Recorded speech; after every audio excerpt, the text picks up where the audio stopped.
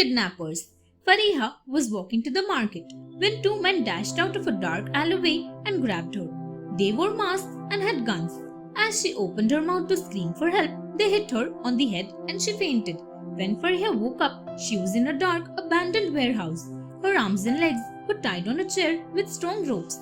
She listened carefully and heard her kidnappers call her parents for ransom. When she was sure they were not around, Fariha grabbed the long end of a loose rope in her teeth and pulled it tight. Then she lifted her hands up and brought them down quickly, pulling apart as hard as possible. As she had hoped, the rope broke at its weak point, the lock. She quickly freed her legs and carefully slipped out of the warehouse. She hurried to the police station and told them everything. The kidnappers were soon caught and punished. Lost in the mine. Mason was an old man who had worked in the mines all his life. In fact, the other miners often said, "It is not a mine till old Mason has been in it." One evening, Mason had just finished eating his supper when his phone rang. "Mr. Mason, we need your help." A young boy had wandered into the mines the night before and hadn't come out. Mason quickly entered the mines and started tracking the route the child had taken. He found a toffee wrapper, then a handkerchief. However, the trail suddenly seemed to disappear. Mason saw that the wall of the mine had caved in, blocking his path. He carefully removed boulders from the top, creating a hole big enough to squeeze through. The boy was at the other side and quickly scrambled through the hole. He thanked Mason again and again and promised never to wander into mines alone. Lightning. Abe was walking through the fields on his way home one evening. He could hear the low rumble of thunder in the distance and looked up to see a flash of lightning. Phew, that lightning seemed really close, he thought.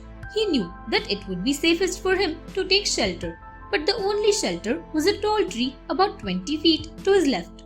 Before he could move towards it, a flash of lightning struck the tree, slicing it in half.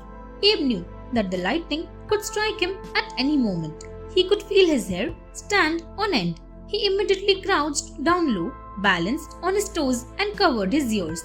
This time the lightning struck right at his feet. But though his feet felt tingly, he was safe. He quickly ran across the field to the safety of his house. Never had he thought that he would survive being struck by lightning.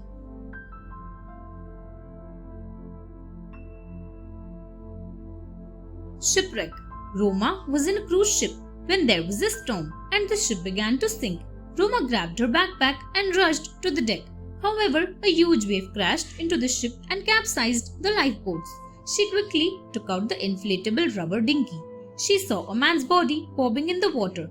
She managed to pull him out of the water and was relieved that he was still breathing. Roma noticed that he had many cuts and bruises which needed to be cleaned. She filled a paper bag from her backpack with water.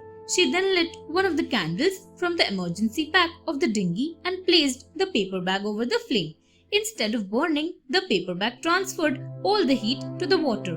Within minutes, the water was boiling. She cleaned the man's wounds and the next morning they were rescued by the Coast Guard.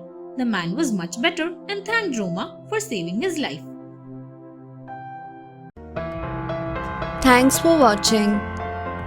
Do like, share, subscribe to Sahil Book House.